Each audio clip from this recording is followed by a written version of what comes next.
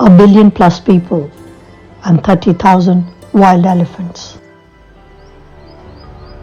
There is bound to be conflict. The problem is that fight between the elephant and the people for space, for land. Nearly 400 people are losing their lives each year due to elephants.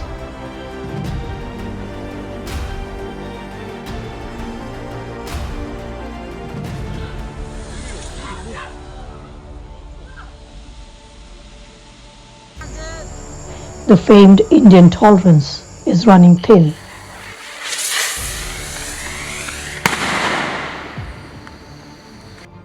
As India takes stock of her elephant population, can it find space for its favorite animal?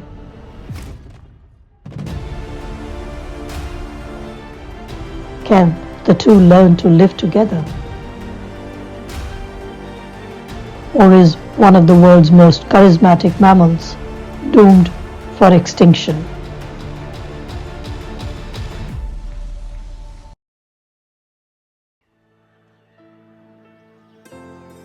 It's a hazy winter morning in the foothills of the Himalayas. A few pale streaks of sunlight are struggling to pierce the fog. Time for Winnie to set off with her troops towards the river.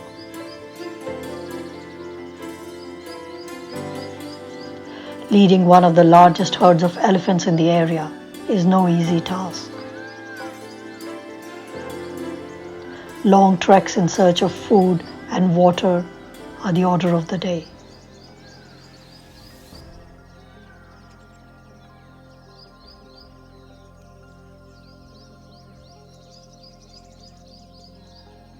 Truant babies and rowdy teenage bulls make the task that much harder.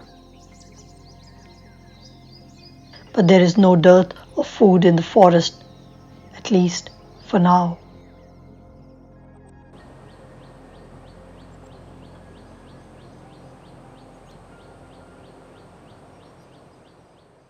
A few thousand miles to the east, Moni and her herd are getting ready to pack their bags and head to the hills before they are swept away in a deluge.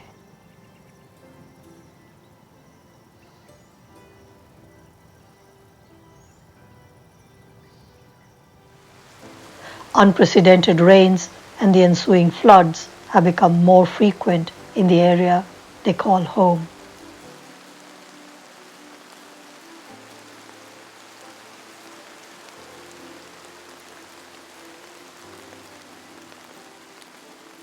Climate change, perhaps.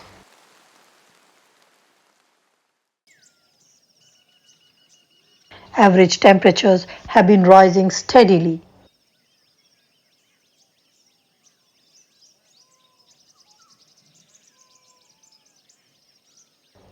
Impacting, among other things, the timing and location of the monsoon.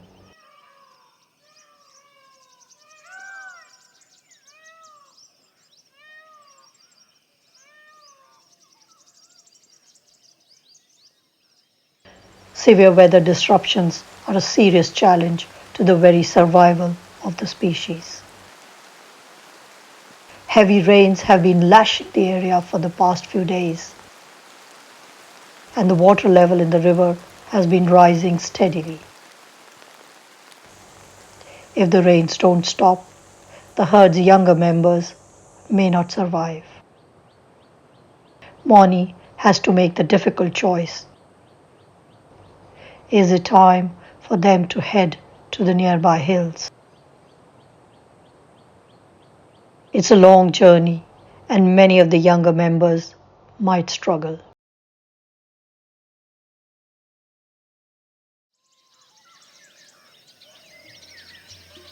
At the southern tip of India, another elephant matriarch has much more on her hands than just the uncertain elements and rowdy teenagers. The forest she and her family have called home for generations has been surrounded by human habitations.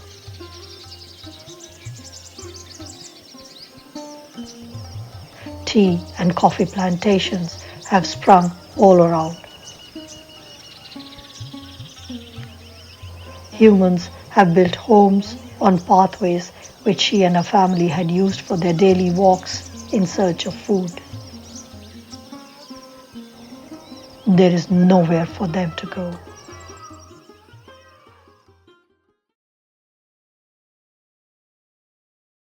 Encounters with humans are inevitable and always risky. Just last night, a couple of teenagers from her group got into trouble when they went too close to the small village. They had smelt the luscious jackfruit lying in one of the houses and thought they could steal them.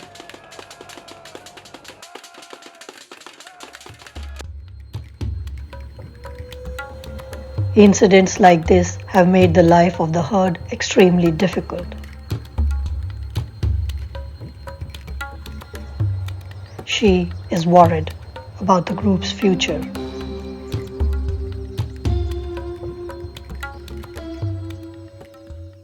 The Asian elephant is at crossroads.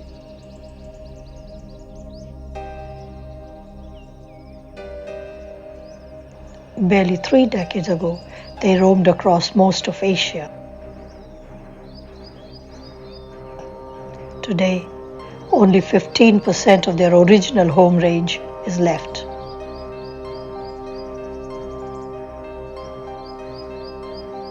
Their numbers have plummeted to half in this period, with many countries having already lost their entire populations of wild elephant.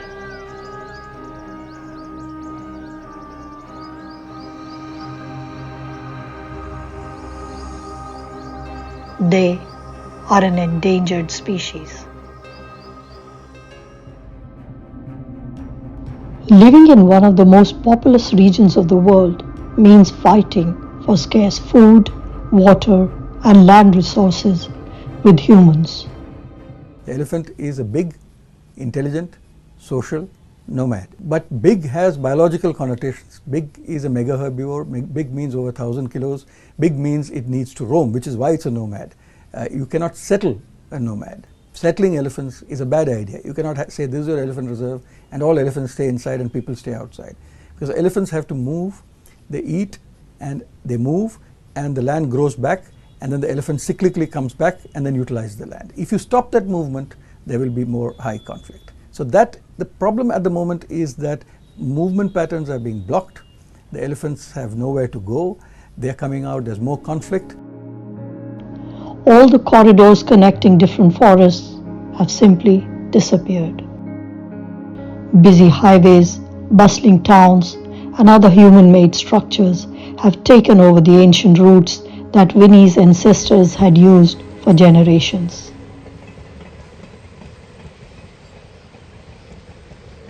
The route to the nearby forests of Rajaji National Park is no longer safe for them to use. Worse, the threat of poaching is never too far away from the surface. There was a time when poaching devastated entire populations of elephants across certain regions of Asia. Cambodia, Laos, and Vietnam lost 3/4 of their wild elephants. Even Indian elephants suffered. There was a large poaching wave, call it the Veerappan wave in the south, or call it the wave that was induced by the ivory trade, which was happening between China, Japan, and Africa, and thereby raising the expectation of money for ivory, and therefore animals were being killed. And a lot of my early career therefore was spent in combating that, in combating poaching, in protecting elephants in our reserves. Elephants are still killed for their ivory tusk, meat, and skin.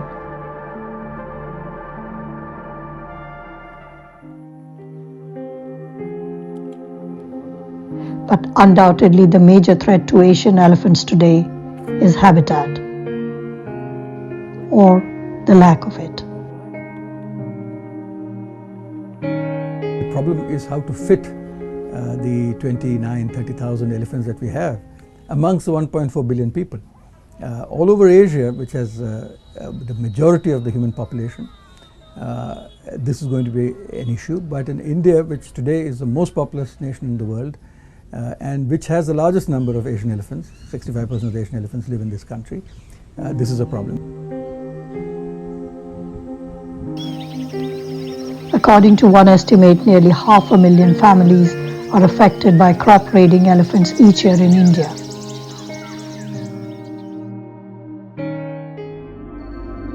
Hundreds of lives and livelihoods are lost because of this man-elephant conflict. One of the spots where this problem is being played out on a daily basis is the Gudalur region of the Madumalai Tiger Reserve in the south of India.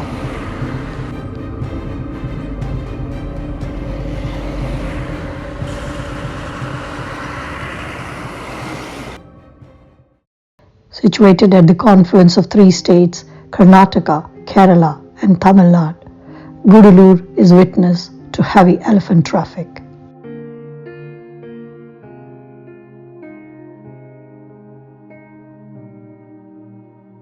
Gently sloping hills, abundance of rainfall and fresh fodder, and wetlands make a perfect habitat for the elephants. Gudalur, it's part of wider Nilgiri Biosphere Reserve. It comes in Wayanad Plateau. From hills form gentle slopes, and gentle slopes give rise to a lot of water bodies. We call them vial in the local language. So Gudalur has around more than 100 vials. There is going to be abundant biodiversity as well. So, and here Gudalur, one of the highest rainfall, it crosses around 200 mm per year. So, and very good soil. I would say this Gudalur landscape is one of the oldest landmass in the Deccan Plateau. And we have good number of rivers like Mayar and Punnamula. So, almost 6 to 8 months rainfall and very good soil gives rise to very good fodder. And historically also, this Gudalur, its Kudali means connection point. Kudali, Ur means village. This Gudalur is a junction point not only for humans, it is the junction point for elephants as well. So we have 3 important corridors that connect Silent Valley in Kerala and Mudumalai, Bandipur or even Satyamangalam. So we have 3 important corridors that run through this Gudalur division. So from the perspective of gene flow, this Gudalur is very important as it contains vital 3 corridors for elephant migration.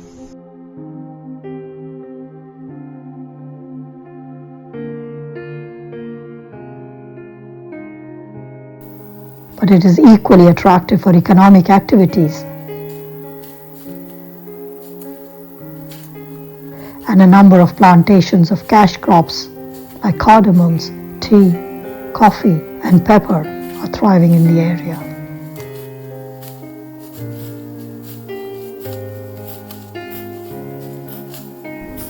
Thousands of laborers converge on the region from all over the country in search of livelihood. Migrant labor require living quarters.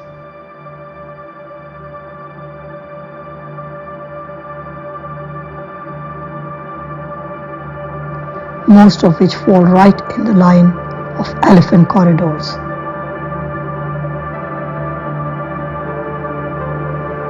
Conflict and casualties are bound to take place.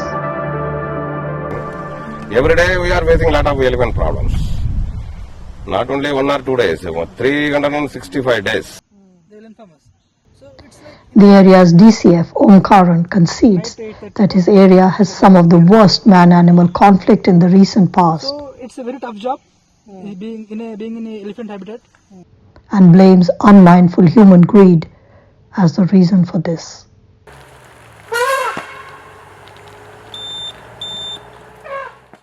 So this Gudalur is having one of the alarming presence of human-elephant conflict.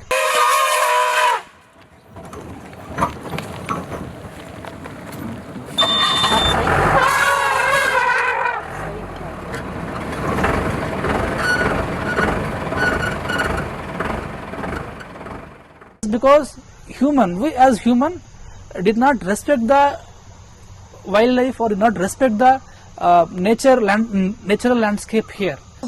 Established their houses, their tea gardens, coffee gardens, areca plantations left and right. So, and even this, I think tea estates can be a bit more sympathetic, more benevolent towards the laborers, because establishing a labor land just adjacent to a swampy area, you are creating a trouble both for elephants and both for humans. So, in this around 60 to 70,000 hectares of Gudaluru revenue division, elephants and humans are having a very precarious balance, and it's one of the hot spot where elephants have to treat human habitations very carefully, and vice versa. Humans also have to treat this landscape very cautiously.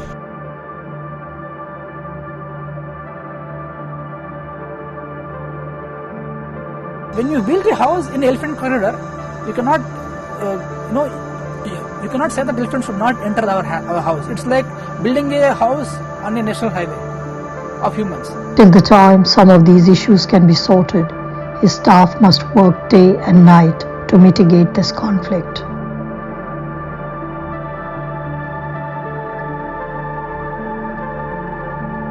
Forest Range Officer INR and his team are struggling. For the past 2 days, they have been inundated with call-outs from residents having elephant trouble.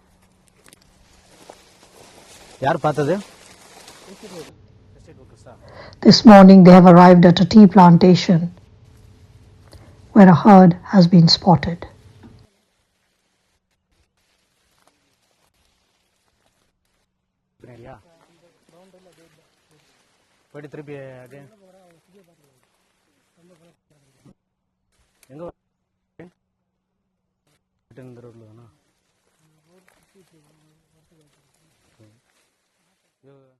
There's total 3 elephants in behind that estate only, including one calf is there. Our team are closely monitoring the elephants. We don't allow inside the estate because the workers are already working in that area. So what we do, we just drive the elephant inside the reserve forest area. Then after that we are monitoring the elephant guards, how they are movement inside the RF or other side the estate area. Though the herd is still at the fringe of the plantation, the forest team decide to make sure it does not wander into the path of the labor working nearby. Now we trying to drive the elephants inside the forest by using the drums, the both drums and the sounds. We use them and try to drive the elephants inside the forest. Now we can start move and use the drums. Okay.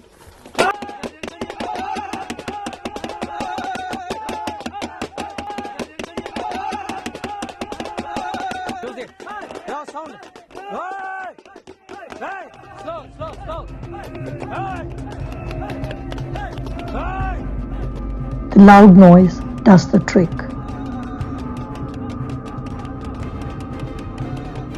The elephant family slowly retreat into the forest.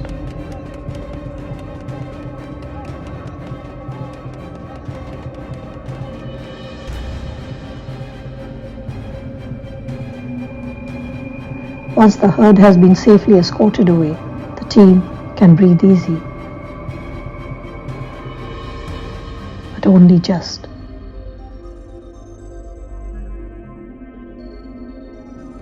Another nearby area is in panic, as the herd has entered another tea plantation.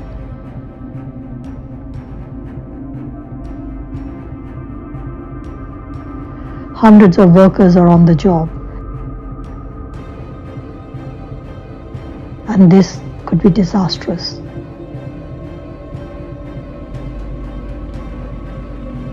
Arun Kumar, a young forest guard, arrives at the spot and gets an update on the herd's location from the local team.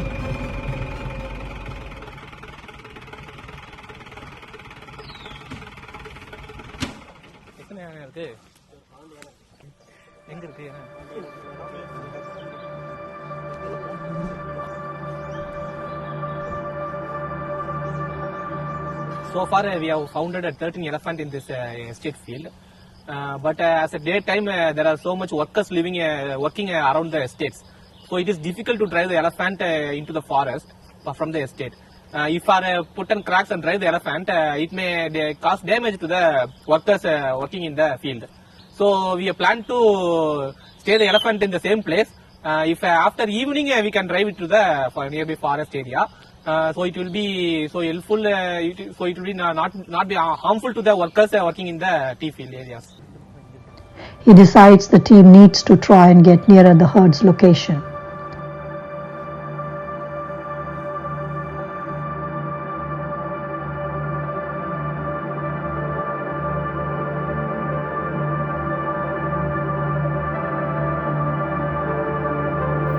Now they must patiently watch and assess the herd's movement.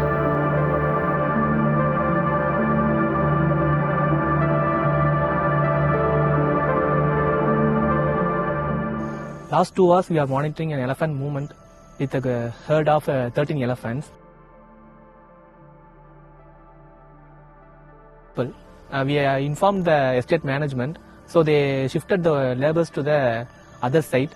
In the surrounding area, no labourers are working here. So just now we leaving the elephant as per itself. One team consists of 3 members. They will continually monitor the elephant movement.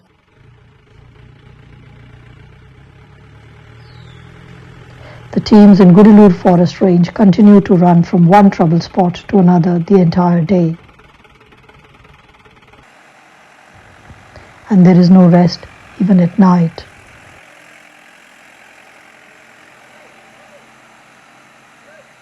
In fact, the danger of conflict increases after dark.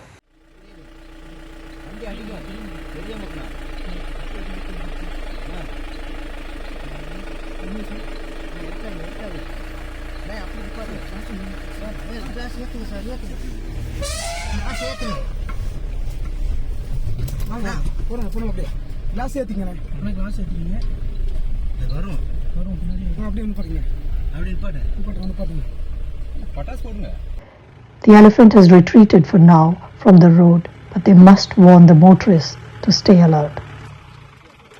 Be careful. If it is an elephant informer, go carefully. Okay. Go. Arun and his team stay in the area for some more time to make sure the elephant does not return.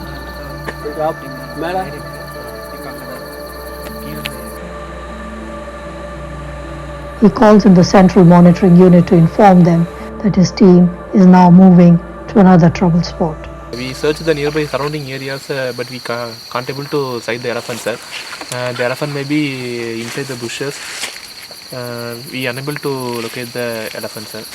So as now we have to move on to next area to search the elephant, sir.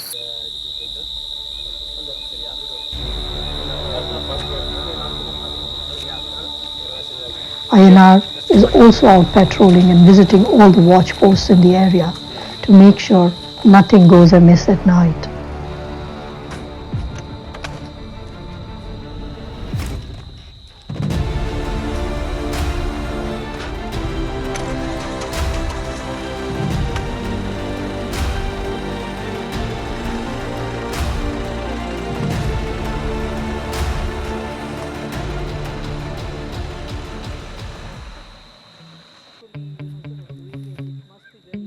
At one of the trouble spots, his team tells him about the sighting of an elephant at the edge of a village.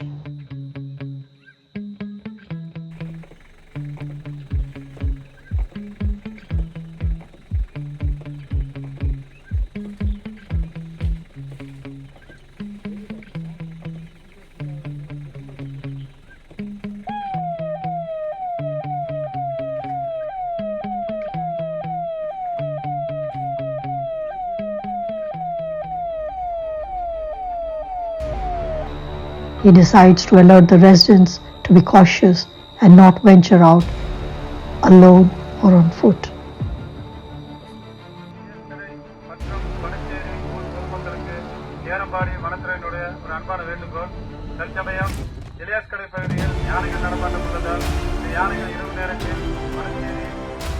The elephant anytime can enter the human habitation. Oh, so what we do? We just announcement the mic announcement to beware of the people to be aware during night time and the early morning time. Unnecessary, don't go outside of the houses. Be using torch, and if any elephant movement is noticed by peoples, please call me at our Cherambadi range mobile number. That is the announcement by our forest guard Gunashekaran. Things cannot go on like this for long.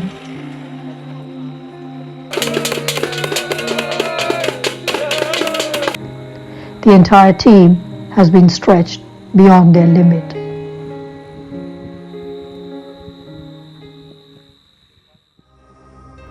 Across the globe, as human populations developed, they completely wiped out large mammals who competed with them for scarce resources. But this did not happen in India or the South Asian region, because of the strong historical and mythological bond the two have shared.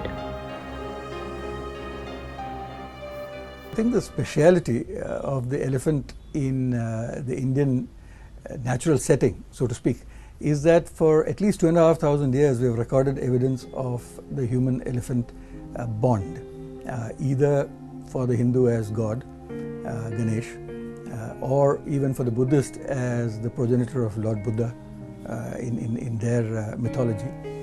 And also the fact that the Indian kingdoms, especially in northern India, kept elephants as far back as Chandragupta Maurya, or maybe even a little further before that.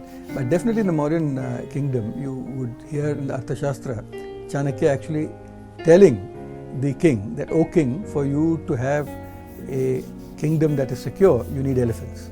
And then he goes on to say that elephants do not multiply in number in places like you or me. It needs some forests. He actually defines a forest like a forester. Then he almost maps it out and he tells that, "O emperor, these are the forests in your kingdom which have elephants, and these may be called Gajavanas, and these may be protected." So some of the earliest protection or conservation in the world. Yellowstone is not the world's first national park as is often taught. So the Gajavanas of Arthashastra are at least 2,500 years, and they were created for elephants. So that bond between elephant and man and the need for conserving elephants comes at least as far back as 2,500 years in India. But times have changed. Attrition and conflicts between the two species have increased over the years, with significant casualties on both sides.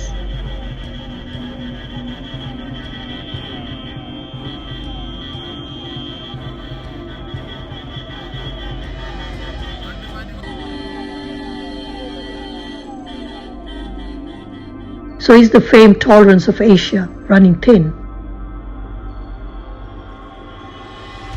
Or is there any long-term future for the elephant in the world's most populous country? There needs to be immediate succor given to people who are facing conflict. You cannot keep telling human beings that there will be comfort level in 20 years while scientists look at this. That human population cannot take that, especially in a country where we are losing 400 people plus every year to elephants. Number one, I think.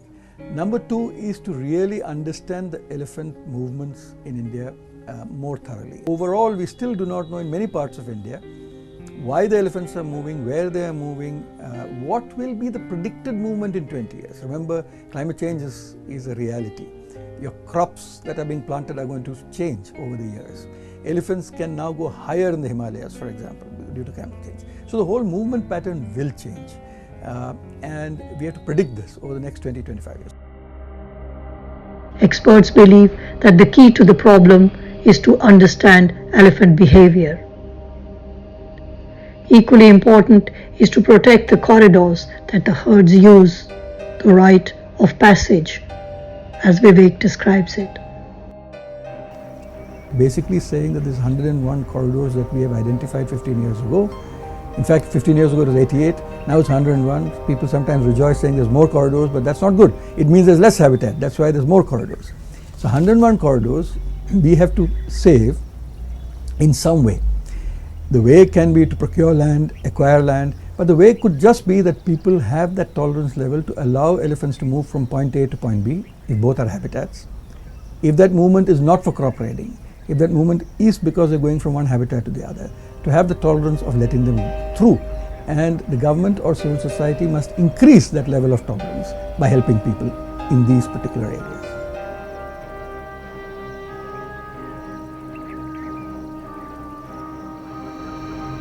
But first, the forest managers must understand the demographics of the elephants across India.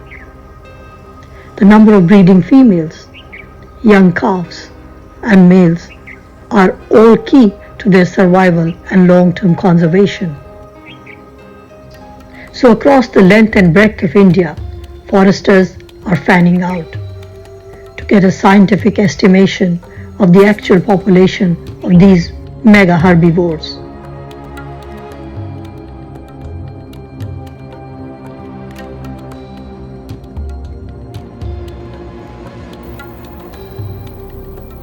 C. Vidya, the Indian Forest Service officer, has been heading the estimation exercise in her part of the park. So as a result of the patience that have been waiting here for so long, now you can see a herd of elephants right at the other corner of the vial. You can see it is a herd of elephants. It will have an adult, subadult, juvenile and even a calf in the herd. Now we can see close to 5 number of individuals. Maybe if you are still yet to come to the water hole, let's wait and watch.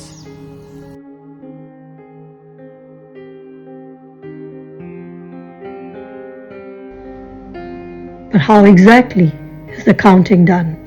We go for a synchronized estimation. This happens along the entire state, and also this is basically done in 3 methods. So the elephants are counted by direct sighting also and by indirect sighting also, because it becomes very difficult when you just have to depend on direct sighting.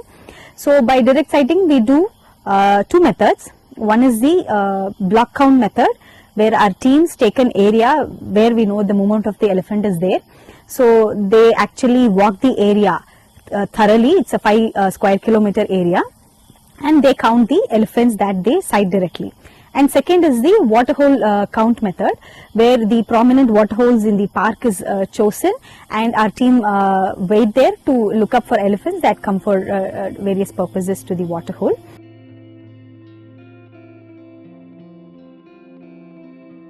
And third one is the indirect count method, where we use the dung counts. They walk a 2 kilometer transect line, and the dung counts in each transect line is taken into account.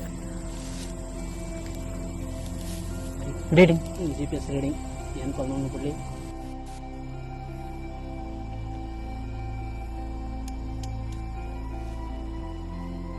All these data are then brought to our monitoring center. From there, where they are analyzed using various computer programs and formulas. And take a photo. Click OK. This morning, the forest staff from the Umbrella range are busy tracking the elephant herds of their area and recording all the signs of their presence.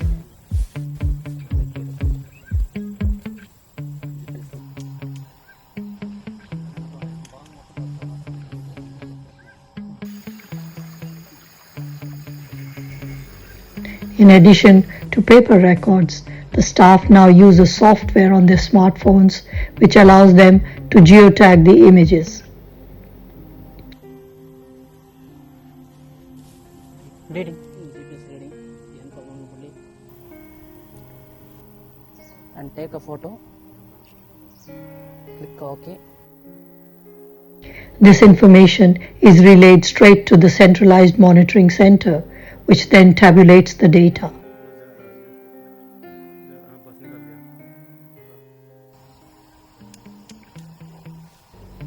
It's hard and dangerous work. The staff is at risk of coming under attack from any number of animals in the forest. The park goes from a dry scrub forest to a evergreen type of forest. So each type of forest requires different type of management, and the people that work there, in a different range, they also have to acclimatize them to the kind of environment that they are working in. When you take up a dry kind of forest, dry scrub forest or a thorny forest, the visibility of the area is very high. So, you see an animal, you can sight it at a very far distance, you can become precautious and have an awareness about it. But when you see towards the west of the sanctuary, it is a evergreen kind of forest where it is very dense, the canopy actually closes in. So the movement of animal even very closer to you, you doesn't know until you have an actual encounter with the animal itself. So that's a very difficult situation that our field staffs face day in and day out. On an average, we have 3 to 4 wild encounters, our staff being harmed mostly by sloth bear and elephants during their regular patrolling activities. But so far, we have managed to have no casualties recently with respect to patrolling activities.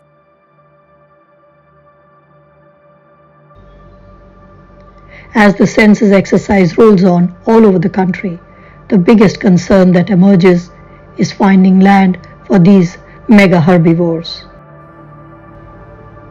While their numbers have been more or less stable in the country, there is no scope for these numbers to increase unless the country can find more habitat which can provide the elephants a safe haven. Hope in future people try to relocate, people try to walk away from the elephant corridors and respect their pathways. We are slowly shifting our management aspects towards the conflict mitigation part. The three main issues: poaching, which was a problem, may not be a problem today, but you have to keep your eyes on the ball. The right of passage, the ability to move, which is habitat fragmentation, and man-animal conflict. If you keep your eyes on these three, then I think the future of the Asian elephant is fairly good, and we should be optimistic.